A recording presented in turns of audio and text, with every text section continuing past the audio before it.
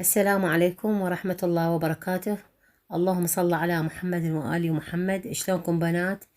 إن شاء الله تكونون بخير وين ما تكونون.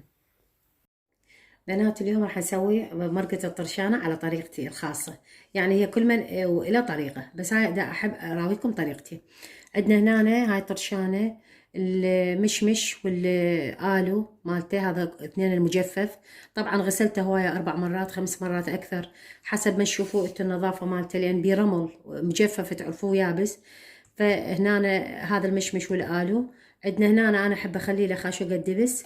واكو ناس تسويها بلا معجون، انا احب اسويها بالمعجون يعني بتعجبني، وناس تحبها باللحم او الدجاج، انا ما احبها يعني باللحم. عندنا هنا لوز او جوز حسب الرغبه، حسب اللي عندكم. دبس الرمان وشكر حسب الرغبه. وهذا عندي هيل مطحون وكم حبايه هيل عدله. هسه نشوف الطريقه. هسه خلينا القدر على النار، راح نخلي الدهن مثل ما قلت لكم، انا راح اسويها بالدهن ما اسويها بنات. نخلي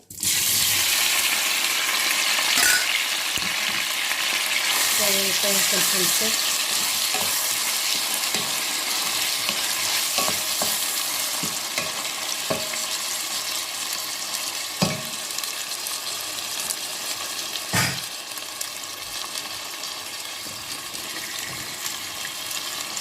نبقى نحرس فيها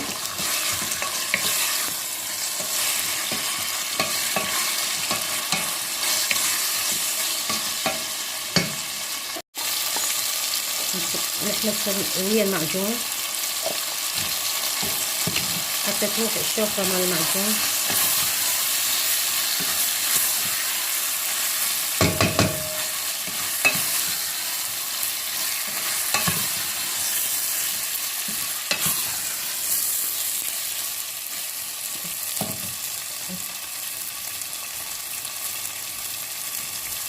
في هاي المرحلة راح أعبد باللوز اللي هو محمص يعني.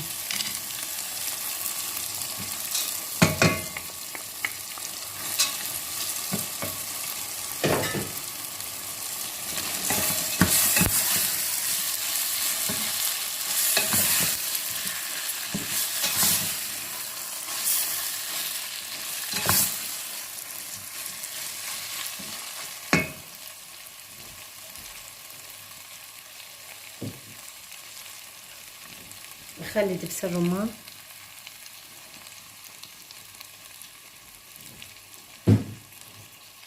هذا حسب الرغبة طبعا، وشوية دبس.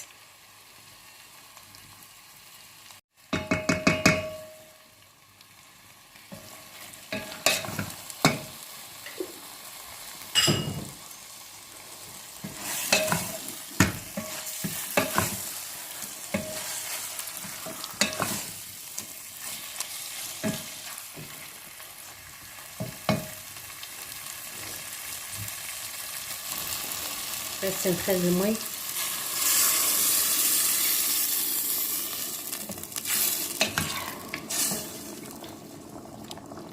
يعني للمستوى مال حتى الضغط تستوي على كيف.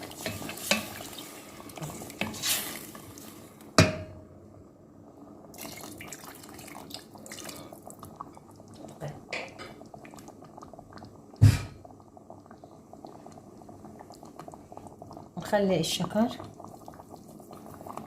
هاي هم حسب الرغبة، يشوفوها صارت حلوة حامضة.